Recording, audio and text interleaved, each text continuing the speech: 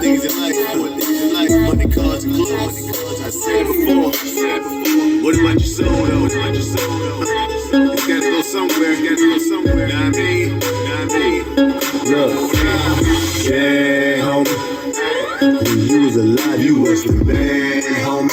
What the heck happened to you? So you was popping bottles in the club, trapping, whipping, selling drugs, making it rain on them girls, sprite codeine inside of your club.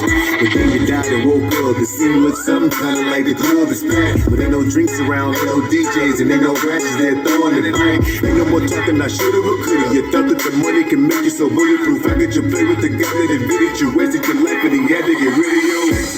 And now you look pitiful, can't even breathe, need air like I needed to. Now you know hell was not fiction but literal. Wanna go back and go on all your sins, so you know who's coming to, you know who's who. The same ones that did the same day with you too. They stood on them corners, they stood on the stool, but I hate it, but it was a sorry for you. Look, picture this, demons looking ridiculous, stabbing you with their instruments, but you can't die cause you already dead. You feel the pain, you feel everything. Now you praying to God that it'll go away, but you realize that you can't escape. You can't numb this with no Novocaine. You in hell. You can't escape that. Once you in there, you in there.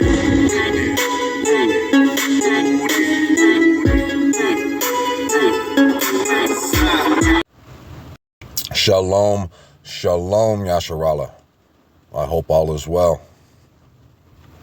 Showed up a little early today.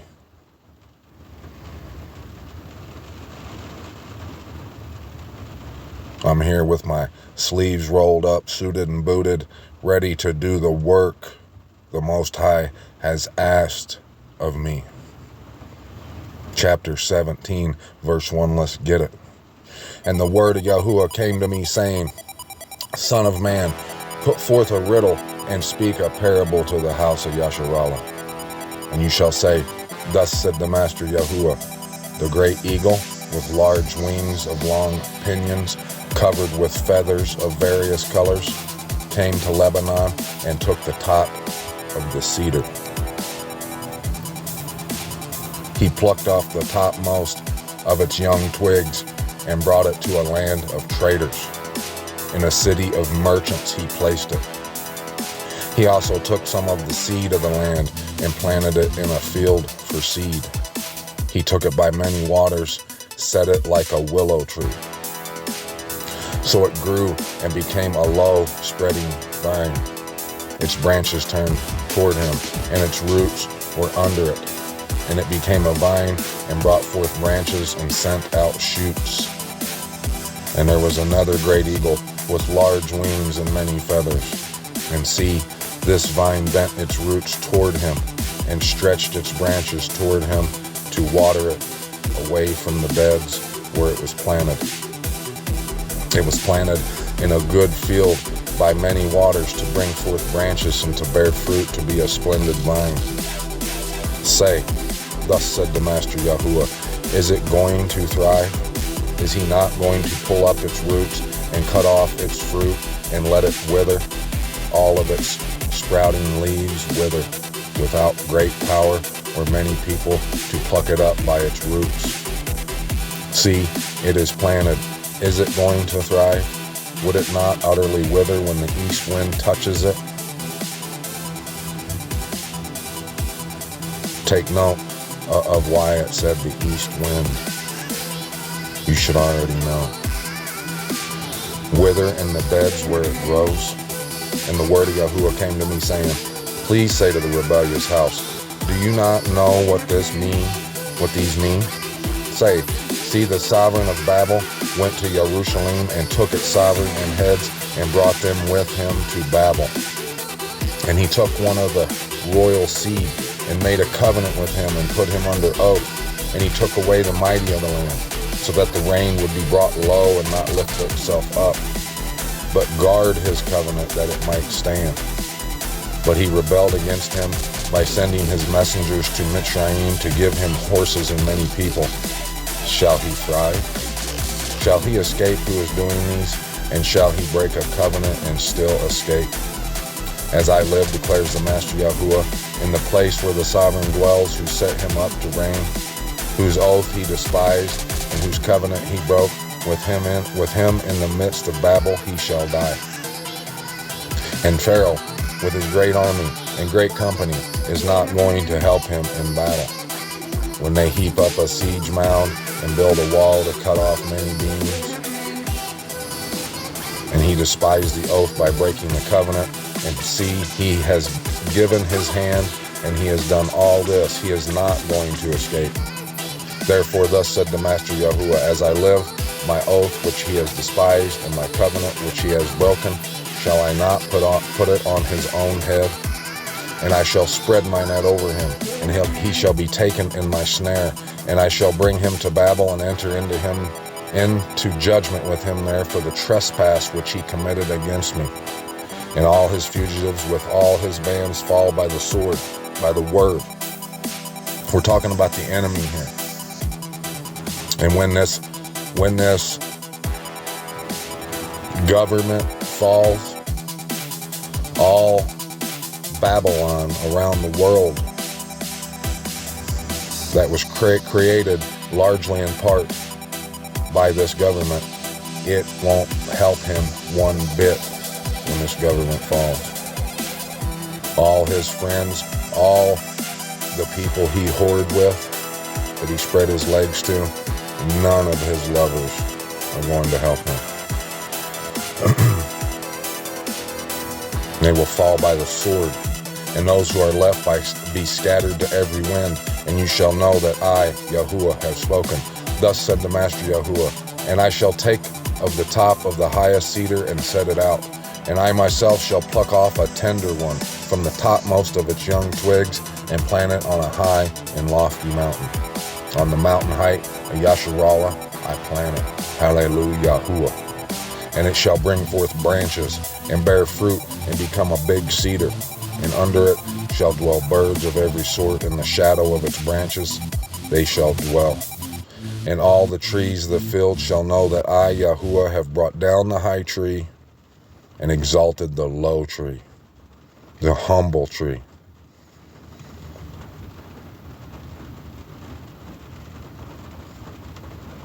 Dried up the green tree, and made the dry tree flourish. I, Yahuwah, have spoken, and shall do it. I'm going to read chapter 18 here.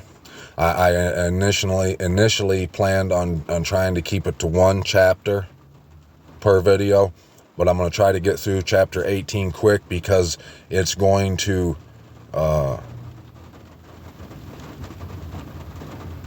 it will make sense of chapter 17. So let's get it, verse 1. And the word of Yahuwah came to me, saying, what do you mean when you use this proverb concerning the land of Yasharallah, saying, the fathers have eaten sour grapes, and the children's teeth are blunted? As I live, declares the Master Yahuwah, you shall no longer use this proverb in Yasharallah. And we know that the wine, when he talks about the old wine and the new wine, he's talking about doctrines. He's talking about the old wine was your first love, the Torah, following the instructions of the Most High. The new wine was the understanding of his instructions that no one had obtained before Messiah. But the wine that these fathers of this land, of this world of Babylon, have eaten, which caused their children's teeth to be blunted, was paganry, was falsehood, was lies. That's what it was. See, all beings are mine. The being of the Father as well as the being of the Son is mine. The being that is sinning shall die. But if a man is righteous and shall do right ruling in righteousness, if he has not eaten on the mountains, nor lifted up his eyes to the idols of the house of Yasharallah, nor defiled his neighbor's wife, nor comes near a woman during her uncleanness, if he does not oppress anyone, does return to the debtor his pledge, does not commit robbery, does give his bread to the hungry, and covers the naked with a garment, I'm giving my bread to the hungry right now. I hope you're hungry for the word. I hope you're thirsty for the truth. It's the only way to live. It's the only way you can live. If he does not lend on interest or take increase, turns back his hand from unrighteousness, executes right ruling and truth between man and man, if he walks in my laws and he has guarded my right rulings and truth, he is righteous. He shall certainly live, declares the Master Yahuwah. But if he has brought forth a son who is a robber or a shedder of blood who does any of these, whereas he himself did not do any of these, that also he has eaten on the mountains or defiled his neighbor's wife, if he has oppressed the poor and needy and has committed robbery, he does not return a pledge, has lifted his eyes to the idols, or did abomination, if he has lent on interest or taken increase, shall he live? He shall not live. If he has done any of these abominations, he shall certainly die. His blood is upon him. Any of these abominations. That's why you need to take an inventory. And if you think you don't, if you ever do decide to take an inventory, you'll know that that you thinking you don't have to do it is the first thing that's got to go. But see, if he has brought forth a son who sees all the sins which his father has done, but he fears and does not do likewise, he has not eaten on the mountains and has not lifted his eyes to the idols of the house of Yasharallah, has not defiled his neighbor's wife, nor oppressed anyone, nor withheld a pledge, nor committed robbery, has given his bread to the hungry and covered the naked with a garment, turns back his hand from wronging the poor, and he has not taken interest or increase, has executed my right rulings and walked in my laws, he shall not die for the crookedness of his father, he shall certainly live. Hallelujah. His father, because he used oppression, robbed his brother and did what is not good among his people. See, he shall die for his crookedness. And you said, why should the son not bear the crookedness of the father? Well, duh. But the son has done right ruling and righteousness. He has guarded all my laws and he has done them. He shall certainly live. Every man for himself. The man who sins shall die. The son shall not bear the crookedness of the father, nor the father bear the crookedness of the son, regardless if our teeth were blunted, because of what our father's done. Everything our father's done, we should have nothing to do with it when it comes to idol worship. And it might have a lot to do with idol worship, and you just don't realize that, which is why you need to look and examine what you do. The righteousness of the righteous is upon himself, and the wrongness of the wrong is upon himself. But the wrong, if he turns from all his sins which he has done, and he shall guard all my laws, and shall do right rulings and righteousness, he shall certainly live, he shall not die. Hallelujah. Praise be to the Most High. All the transgressions which he has done shall not be remembered against him. In his righteousness that he has done, he shall live. Have I any pleasure in the death of the wrong? Declares the Master Yahuwah. No, you don't, Yahuwah. Is it not that he should turn from his ways and live? But when a righteous one turns away from his righteousness and does unrighteousness according to all the abominations that the wrong one has done, shall he live? All his righteousness which he has done shall not be remembered. It's about what you're doing right now. Don't be bringing up the things you've done in the past. That could be null and void if you're doing what's unrighteous right now. For his trespass which he has committed, and for his sin which he has committed, for them he shall die. And you said, the way of Yahuwah is not right. Hear now, O house of Yasharallah, is my way not right? Yes, it is. It's the foundation of all that's right. Is it not your ways that are not right? Yes, it's our ways that aren't right.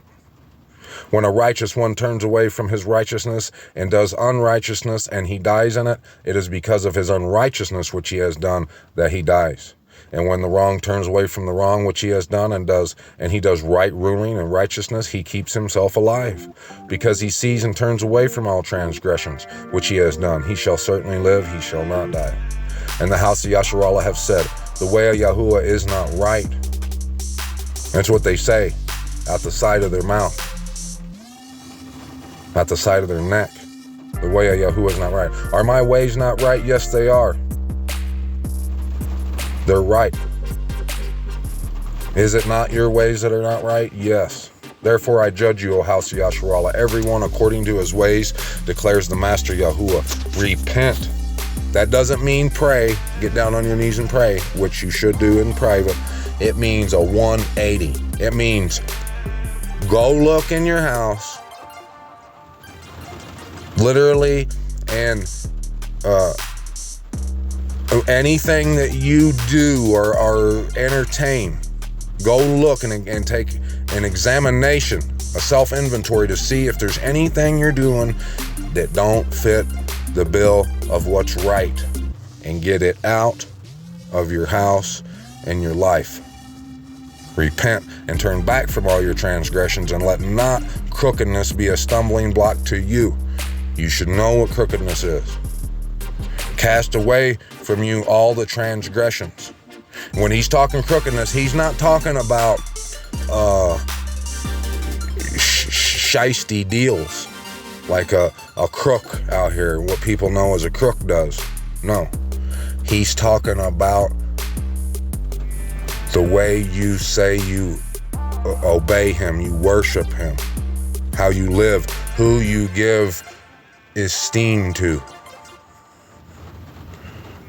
If it has anything to do with Hail Zeus, Krishna, Isis, Ra-El, you gotta get it out. It ain't gonna save you.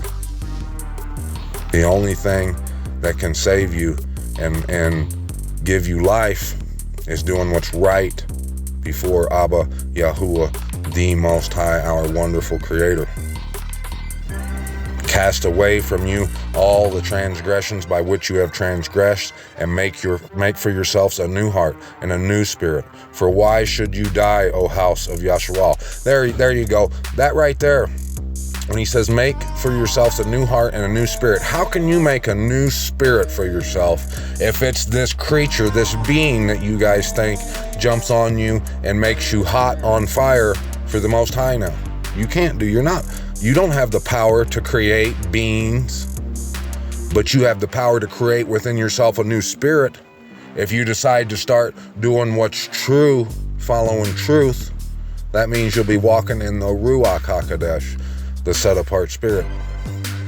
You can't create no being, but you can create a way of life for you and yours. Hopefully yours. For why should you die, O house of Yasharallah? For I have no pleasure in the death of one who dies, declares the Master Yahuwah. So turn back and live.